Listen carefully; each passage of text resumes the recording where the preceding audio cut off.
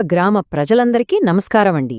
మన ఊరిని పరిశుభ్రంగా, ఆరోగ్యంగా మార్చుకోవడంలో మనందరి పాత్ర ఏంటో వివరంగా తెలుసుకుందాం. స్వచ్ఛ గ్రామం, ఆరోగ్య గ్రామం. ఇది వినడానికి చాలా బాగుంది కదా? కాని ఇది కేవలం ఓ మాట మాత్రమే కాదు.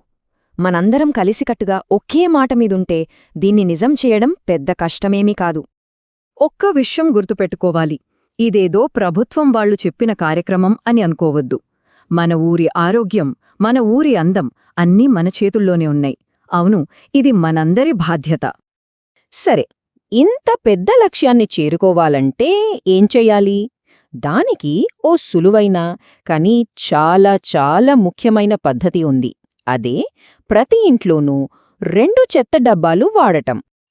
ఈ 2 డబ్బాల వెనక ఉన్న ఆలోచన ఏంటంటే చాలా సింపుల్. చెత్తను రెండు రకాలుగా విడదీయాలి. ఒకటి వంటగది నుంచి వచ్చే తడి చెత్త, రెండోది మిగతా చెత్త అంతా, అంటే పొడి చెత్త అన్నమాట.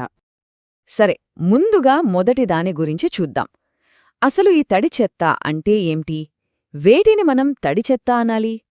చాలా సింపుల్గా చెప్పాలంటే, ఏదైనా సరే ప్రకృతి నుంచి వచ్చి మళ్ళీ మట్టిలో తేలిగ్గా కలిసిపోతుందనుకోండి, దాన్నే తడి చెత్త అంటాం. ఉదాహరణకి మన ఇళ్లల్లో రోజు చూసేవే పళ్ల తొక్కలు, కూరగాయల ముక్కలు, మిగిలిపోయిన అన్నం, కూరలు,